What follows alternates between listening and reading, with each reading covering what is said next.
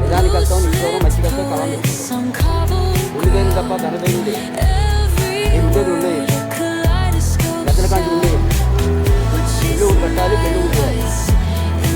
జాతర చెప్పేది పెట్టగా ఇల్లు ఉంటే పెళ్ళి ఉండేది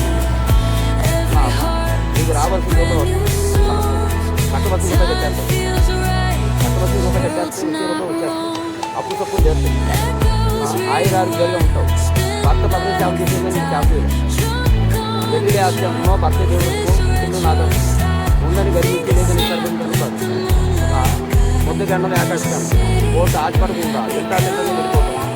నా అమ్మ ఉప్పు కాదు రెండు మనవులతో ఓటు గారు కూర్చుని మాట్లాడి కూర్చో పెద్దపోతావు 90 సంవత్సరాలు అమ్మ ఇప్పటికైనా పోయిన సొమ్ము నీకు గుర్తు పెడతాం ఇంట్లో విలువ కానీ ఇంట్లో గుర్తుకురాదు ఆరోగ్య సమస్యలు కూడా చాలా బాధల్లో ఉన్నారు 3 ఏళ్ల కాంతి దెబ్బతినేసారు 2 ఏళ్ల కాంతి తినలేదు సమస్య కానీ మనశ్శాంతి లేదు ఉగాది వచ్చిందన్న పోయిన ఆదివారం ఉగాది ఇవాళ ఒక రామకళ్యాణ్ నీ దరిద్రాలు పోయి చేతి ఉంటే చేతులు కట్టాలన్నా ఇది కొనాలన్నా బిల్లు చేయాలన్నా ఎక్కడ చేయాలన్నా చెడు చేయాలన్నా దేవుడు చేయాలన్నా ఆరోగ్య విషయాలు క్షేమ ఉండవు వచ్చింది చేయాలి ఇది డౌట్ లేదు